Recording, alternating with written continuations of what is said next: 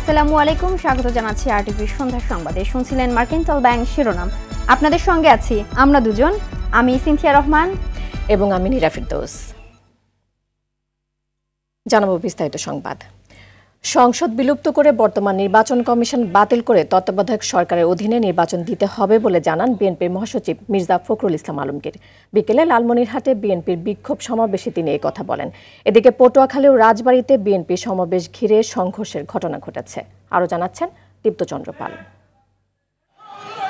তত্ত্বাবধায়ক সরকার দ্রব্যমূল্যের ঊর্ধ্বগতি সহ 10 দফা দাবি আদায়ে রাজপথে সরব বিএনপি। তাই একের পর এক কর্মসূচি দিয়ে জানাচ্ছেন নিজেদের অস্তিত্ব। শনিবার ঢাকা সহ দেশের 17 জেলায় বিক্ষোভ সমাবেশ করে বিএনপি।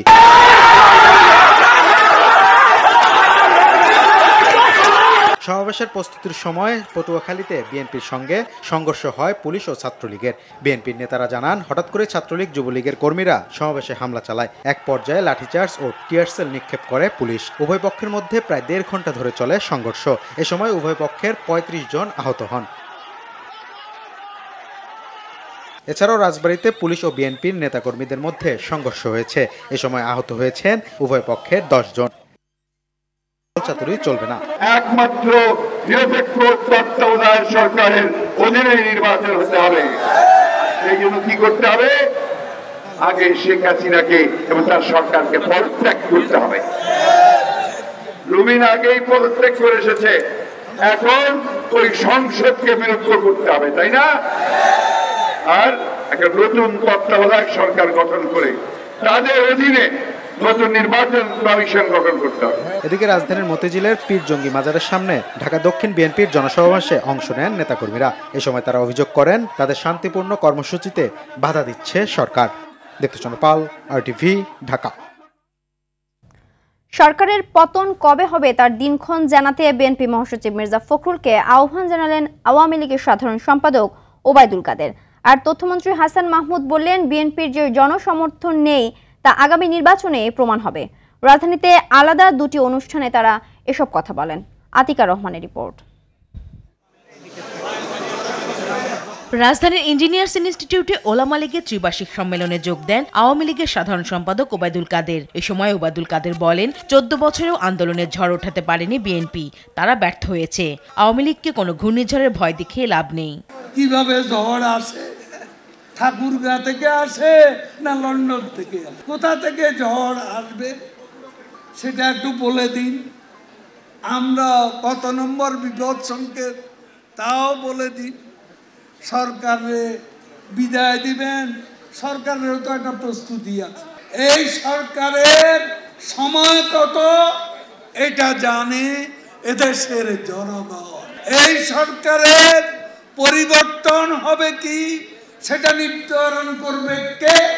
বাংলাদেশের জনগণ এবং আল্লাহ পাক। টিএসসিতে ছাত্রলীগ আয়োজিত আওয়ামী লীগ সভাপতি শেখ হাসিনার স্বদেশ প্রত্যাবর্তন দিবসের আলোচনায় তথ্য ও সম্প্রচার মন্ত্রী হাসান মাহমুদ বলেন, বিএনপি গণতান্ত্রিক ধারার রাজনীতি করে না, তাই তারা তত্ত্বাবধায়ক সরকারের অধীনে নির্বাচন চায়। ফখরুল সাহেবের বক্তব্য একটু আগে আমি পত্রিকায় পড়ছিলাম, আওয়ামী লীগ নাকি আমাদের সরকার নাকি দেশে বিদেশে সমর্থন হারিয়েছে।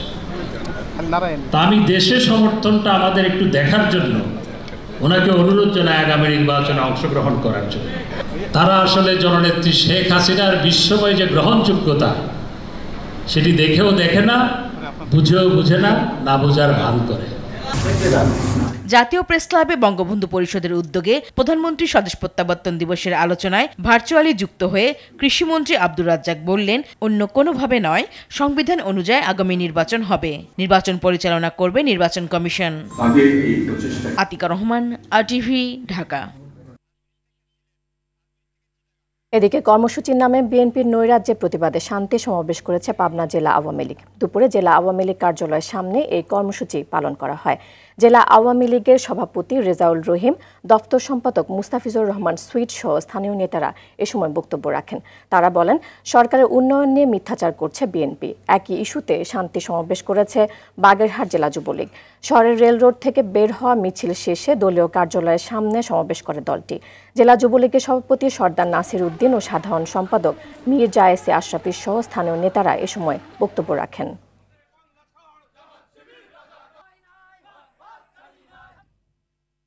বিএনপি মূলত সংবিধান গণতন্ত্র বানচালে ষড়যন্ত্রকারী। তারা নির্বাচিত সরকারকে উৎখাত করে দুর্নীতিবাজ জঙ্গি রাজাকারদের নিয়ে অস্বাভাবিক সরকার গঠন করতে চায় বলে মন্তব্য করেছেন জাসদ সভাপতি হাসানুল হক ইনু। সকালে কুষ্টিয়ার ভেড়ামারা উপজেলা অডিটোরিয়ামে উপজেলা পর্যায়ে মাধ্যমিক শিক্ষা পরিবারের সঙ্গে মত বিনিময় সভায় এসব কথা বলেন তিনি। ইনু বলেন, বিএনপির কাছ থেকে বেশি কিছু আশা করা যায় না, রাজনীতি থেকে তাদের বিদায় করার সময় এসেছে।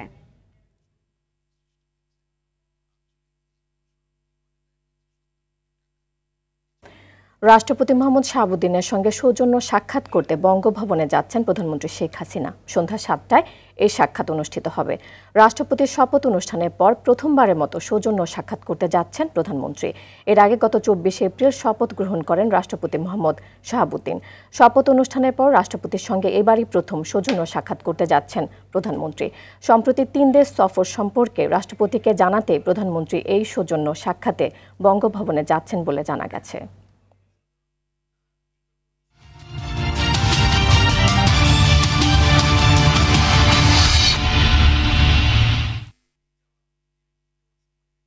সব নাটকীয়তার অবসান ঘটিয়ে সিলেট সিটি কর্পোরেশন নির্বাচনে অংশগ্রহণ না করার ঘোষণা দিয়েছেন বর্তমান মেয়র আরিফুল হক চৌধুরী। বিকেলে নগরীর রেজিস্ট্রি মাঠে এক জনসভায় এ ঘোষণা দেন তিনি। এ সময় তিনি সিলেট নগরবাসীকেও ভোটে না যাবার আহ্বান জানান। নির্বাচনে না যাওয়ার ব্যাপারে আরিফ বলেন, সিলেটে নিরপেক্ষ নির্বাচনী পরিবেশ নেই। এ অবস্থায় নির্বাচনে না যাওয়ার কথা বলেন তিনি। আগামী 23 মে মনোনয়নপত্র জমা দেওয়ার শেষ দিন আর 21 জুন ইভিএম এর মাধ্যমে এই সিটির ভোট অনুষ্ঠিত হবে।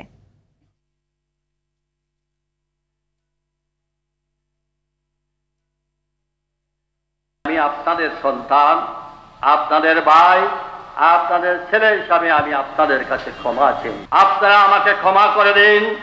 ইনশাআল্লাহ মেয়র থাকলে যে কাজ করতে পারবো, মেয়র না থাকলেও ইনশাআল্লাহ এই নগরের সব আন্দোলনে আমি থাকবো। ভোটারদের প্রভাবিত করতে একটি পক্ষ কালো টাকা ছড়াচ্ছে বলে অভিযোগ করেছেন গাজীপুর সিটি কর্পোরেশন নির্বাচনে আওয়ামী লীগের প্রার্থী অ্যাডভোকেট আজমতুল্লাহ খান। সকালে গাজীপুরের মোরগখাল এলাকায় নির্বাচনী গণসংযোগে এ অভিযোগ করেন তিনি। এদিকে নির্বাচনের দিন প্রিজাইডিং অফিসারদের নিরপেক্ষ নিষ্ঠার সাথে দায়িত্ব পালনের নির্দেশ দিয়েছেন কমিশন। বিস্তারিত বিল্লাল হোসেনের রিপোর্টে। সময় যত ঘনিয়ে আসছে, ভোটারদের মন জয়ের চেষ্টা চালিয়ে যাচ্ছেন গাজীপুর সিটি নির্বাচনের প্রার্থীরা। নির্ঘুম সময় পার করছেন ভোটের লড়াইয়ে 8 মেয়র প্রার্থী সহ কাউন্সিলর, সংরক্ষিত মহিলা কাউন্সিলররা। ভোটের অধিকার নিশ্চিতের পাশাপাশি নগরবাসীর প্রত্যাশা দুর্নীতিমুক্ত সিটি কর্পোরেশন। গ্রিন এবং ক্লিন সিটি হিসাবে গাজীপুর আখ্যায়িত পাবে আমরা আশা করি। আমাদের পাশে থাকবো, কারণ আমাদের সবকিছু দেখাশোনা করবো, আমরা এটাই চাই। শুরু থেকে যে জনপ্রতিনিধি জনগণের মাঝে থাকে, তার নেতৃত্ব একরকম, আর হঠাৎ করে এসে নির্বাচনের মাঝখানে এসে নির্বাচন পরিচালনা করা, এটা কিন্তু অনেক রকমের একটা দ্বিধাদ্বন্দ্ব থাকে। গাজীপুরের মোরগখাল এলাকায় নির্বাচনী প্রচারণায় আওয়ামী লীগের প্রার্থী অ্যাডভোকেট আজমতুল্লাহ খান বলেন, ভোটারদের প্রভাবিত করতে কালো টাকার গুঞ্জন শোনা যাচ্ছে। কালো টাকার ছড়াছড়ির জন্য কেউ বলছেন, আমি জনগণকে এই ব্যাপারে সতর্ক থাকার জন্য অনুরোধ জানাচ্ছি এবং জনগণ সম্পূর্ণভাবে এই ব্যাপারে সচেতন। নগরীর টঙ্গী এলাকায় গণসংযোগ করেন স্বতন্ত্র প্রার্থী জায়দা খাতুন। জাতীয় পার্টির প্রার্থী নিয়াজউদ্দিন সহ কাউন্সিলর প্রার্থীরা ব্যস্ত সময় কাটাচ্ছেন নির্বাচনী প্রচারে।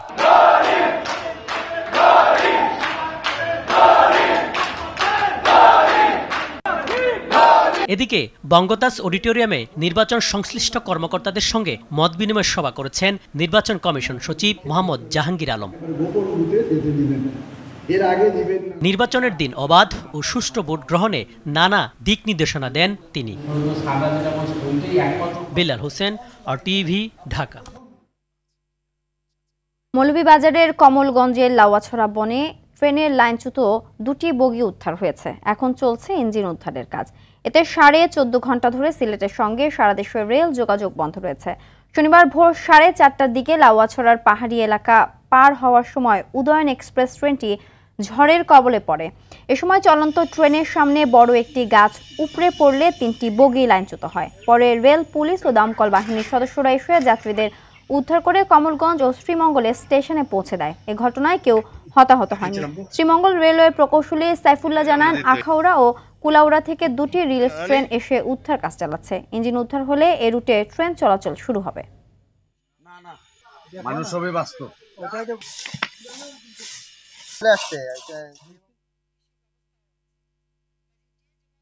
বাজেটের আগে বাড়ছে না বিদ্যুৎ, তেল ও গ্যাসের দাম, জানিয়েছেন বিদ্যুৎ, জ্বালানি ও খনিজ সম্পদ প্রতিমন্ত্রী নসরুল হামিদ। দুপুরে রাজধানীর মতিঝিলে ঢাকা চেম্বার অব কমার্স আয়োজিত জ্বালানি বিষয়ক সেমিনার শেষে প্রশ্নের জবাবে মন্ত্রী এই তথ্য জানান। মন্ত্রী বলেন, আন্তর্জাতিক বাজারের সাথে দামের সমন্বয় করা হবে। সেক্ষেত্রে আন্তর্জাতিক বাজারে দাম কমলে দেশেও এর প্রভাব পড়বে। তিনি বলেন, পরিকল্পিতভাবে শিল্পাঞ্চলে নিরবিচ্ছিন্নভাবে গ্যাস দিতে কাজ করছে সরকার। প্রায় দীর্ঘ 3 ঘন্টা আমাদের খোলামেলা আলোচনা হয়েছে। বাজেটের আগে বিদ্যুৎ এবং গ্যাসের দাম বাড়ানো সম্ভব না, সেখানে এখনো সম্ভাবনা নাই। তবে আমরা ভবিষ্যতে একটা পলিসি তৈরি করছি, যেটা এটা যেন এরকম হয় যে খালি বাড়াবো না, যদি প্রাইস কমে ভবিষ্যতে জ্বালানির ক্ষেত্রে এটা যেন অ্যাডজাস্টমেন্ট হয়, কমের দিকে থাকে, বাড়লে বাড়ানোর দিকে থাকবে। প্রাইস অ্যাডজাস্টমেন্ট হবে বাহ্যিক অবস্থা ধরে এবং পরিবেশের অবস্থা ধরে। আমাদের দেশের জন্য এনার্জি প্রাইস এবং বিদ্যুতের প্রাইস যেন একটা ভালো পরিবেশ তৈরি হয়, সেই বিষয়টা নিয়ে আমরা কাজ করতেছি। রোহিঙ্গাদের ফিরিয়ে নিতে মিয়ানমার রাজি হলেও তারা কথা রাখছে না। পাইলট প্রকল্প নিয়েও বারবার পেছাচ্ছে বলে জানিয়েছেন পররাষ্ট্রমন্ত্রী ডক্টর এ কে আব্দুল মোমেন। তারপরেও বাংলাদেশ আশাবাদী বলে জানান তিনি। রোহিঙ্গা ইস্যু সমাধানে যুক্তরাষ্ট্র ও চীন আগের অবস্থান থেকে কিছুটা সরে এসেছে বলে জানান মন্ত্রী। রাজধানীর বনানীতে হোটেল শেরাটনে এক সেমিনারে এসব কথা বলেন মন্ত্রী। আরও জানাচ্ছেন ইয়াসিন রানা। রোহিঙ্গা প্রত্যাবাসন ও বঙ্গোপসাগর অঞ্চলে শান্তি, স্থিতিশীলতা ও সম্প্রীতি নিয়ে সেমিনারের আয়োজন করে ডিপ্লোম্যাটস ওয়ার্ল্ড ম্যাগাজিন।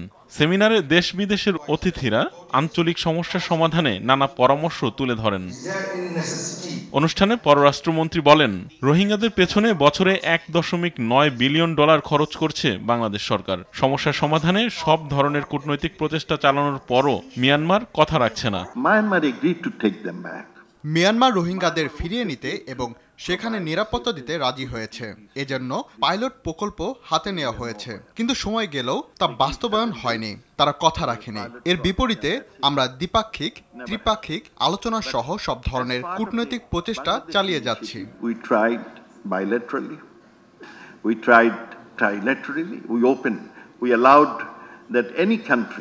মন্ত্রী বলেন, রোহিঙ্গাদের ফেরাতে যুক্তরাষ্ট্র ও চীনের মনোভাব এখন অনেকটাই ইতিবাচক।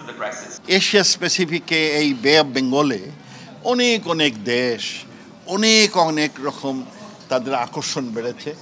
প্রত্যেকে এখানে অনেক বিনিয়োগ করছেন, ব্যবসা বাণিজ্য বাড়াচ্ছেন। এই বিনিয়োগগুলো বেঁচে যাবে যদি এখানে সন্ত্রাসী তৎপরতা বাড়ে। যদি সন্ত্রাসী হয়ে যায় তাহলে এই বড় বড় দেশ যে এই সমস্ত দেশে অনেক বিনিয়োগ করছেন, বিশেষ করে মায়ানমারে, তাদের বিনিয়োগটা বেঁচে যাবে। সেই জন্য তাদের নিজেদের তাগিদে এই রোহিঙ্গা সমস্যার একটা স্থায়ী সমাধান করা অত্যন্ত প্রয়োজন। মিয়ানমারে যেসব দেশ বিনিয়োগ করছে তাদের নিজেদের বিনিয়োগের নিরাপত্তা নিশ্চিতে রোহিঙ্গা সমস্যা সমাধানে এগিয়ে আসা উচিত বলে মনে করেন মন্ত্রী। আমেরিকার সেক্রেটারি অফ স্টেটের সাথে আমার আলাপ হয়েছে এবং উনি অত্যন্ত আন্তরিকভাবে বলেছেন যে তারা এই রোহিঙ্গার ক্ষেত্রে আমাদের সহায়তা করেই যাবে এবং তারা একজন সিনিয়র ফোকাল এনবয় এই জন্য নিয়োগও করেছেন। একইভাবে চাইনিজরাও একজন স্পেশাল ফোকাল এনবয় তারা নিয়োগ করেছে। এই বড় বড় দেশ নিয়োগ করেছে উইথ দি হোপ, আমাদের এখন আশা যে এদের আন্তরিকতার কারণে এই রোহিঙ্গা সমস্যার সমাধান হবে। এদিকে রোহিঙ্গাদের প্রত্যাবাসন প্রকল্প বাস্তবায়নে বিশ্ব সম্প্রদায়ের সমর্থন চেয়েছেন জাতিসংঘে নিযুক্ত বাংলাদেশের স্থায়ী প্রতিনিধি রাষ্ট্রদূত মোহাম্মদ আব্দুল মুহিত। ইয়াসিন রানা, RTV, ঢাকা। টাকা নিয়ে অনুষ্ঠানে উপস্থিত না হওয়া সহ নানা প্রতারণার অভিযোগে গায়ক নোবেলকে গ্রেফতার করা হয়েছে বলে জানিয়েছেন ডিএমপি কমিশনার খন্দকার গোলাম ফারুক। রাজধানীর রাজারবাগে এক অনুষ্ঠান শেষে কথা জানান তিনি। 1,72,000 টাকা অগ্রিম নিয়ে অনুষ্ঠানে না গিয়ে প্রতারণা করায় তার বিরুদ্ধে মতিঝিল থানায় মামলা দায়ের করা হয়। গেল রাতে গায়ক নোবেলকে গ্রেফতার করে ঢাকা মহানগর গোয়েন্দা পুলিশ। বিস্তারিত তানজিনা তাসনিমের রিপোর্টে। নেশা করে মঞ্চে যাওয়া, আবার কখনো স্ত্রীর সাথে ঝামেলা করা নিয়ে প্রায় ভাইরাল হন অল্প সময়ে জনপ্রিয়তা পাওয়া নোবেল।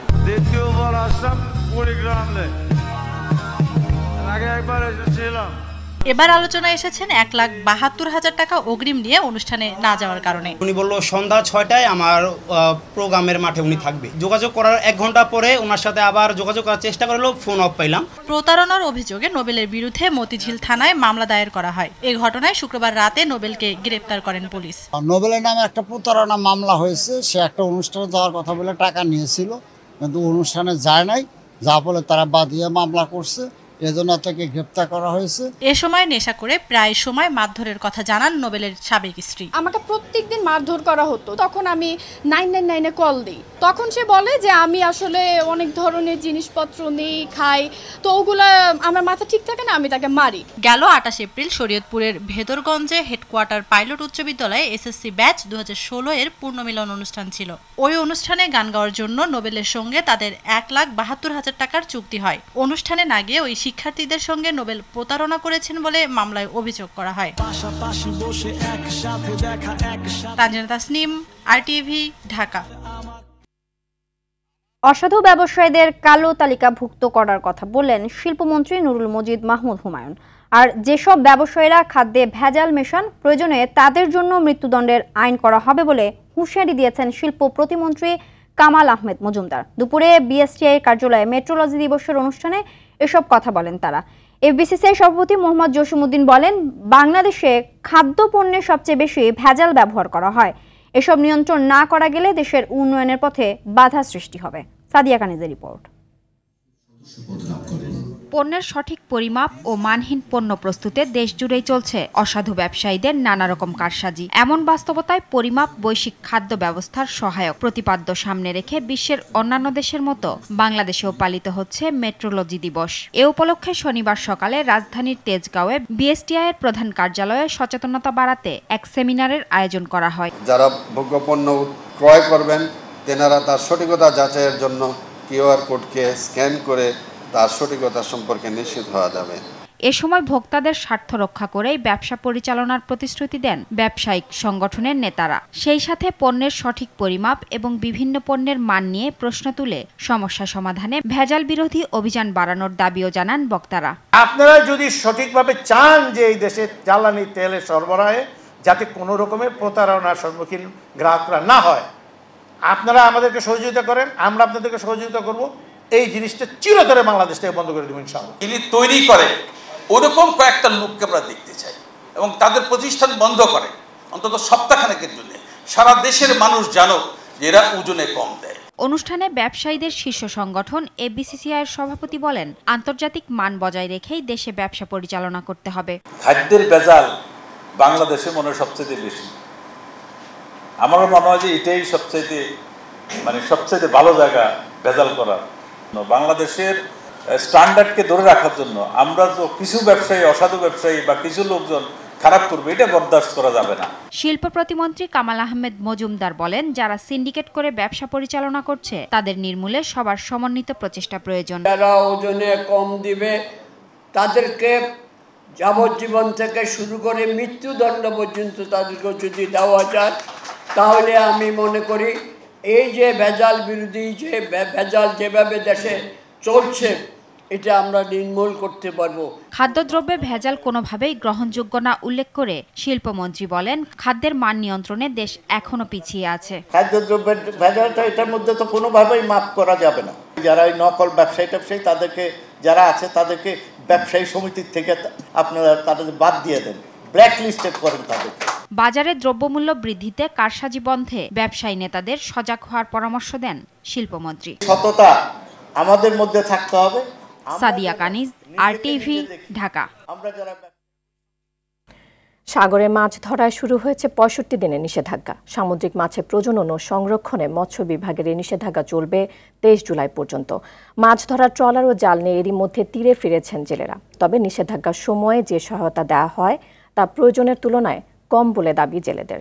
জেলা প্রতিনিধিদের তথ্যচিত্রে জানাচ্ছেন নাদিরা সুলতানা। সামুদ্রিক মাছের প্রজনন নিশ্চিত করতে এবং মৎস্য সম্পদ সংরক্ষণে সাগরে মাছ ধরায় শুরু হয়েছে 65 দিনের নিষেধাজ্ঞা।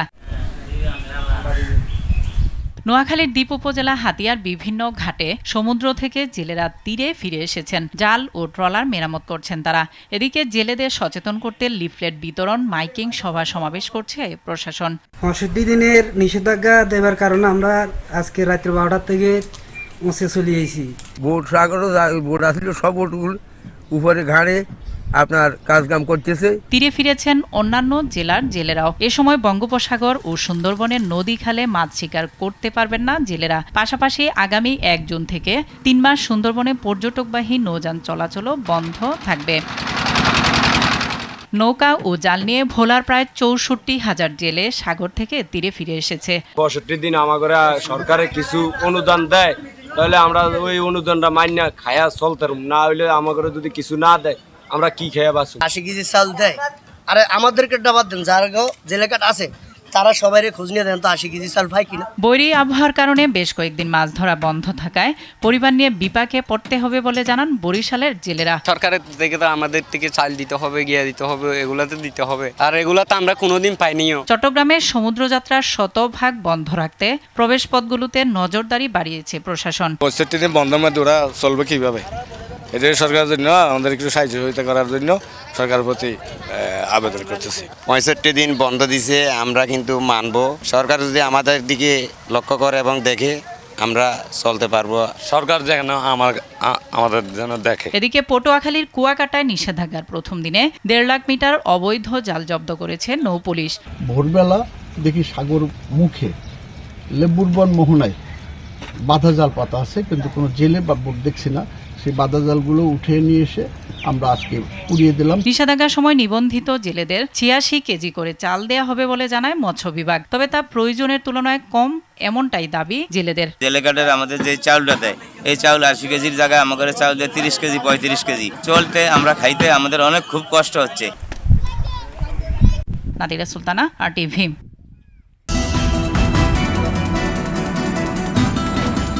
দর্শক, সন্ধ্যা সংবাদ এ পর্যন্ত। RTVর সবশেষ সংবাদ জানতে যে কোনো মোবাইল ফোন থেকে 2414 নাম্বারে ডায়াল করুন। রাতের সংবাদ 11:15টায় দেখার আমন্ত্রণ রইল। ধন্যবাদ সবাইকে।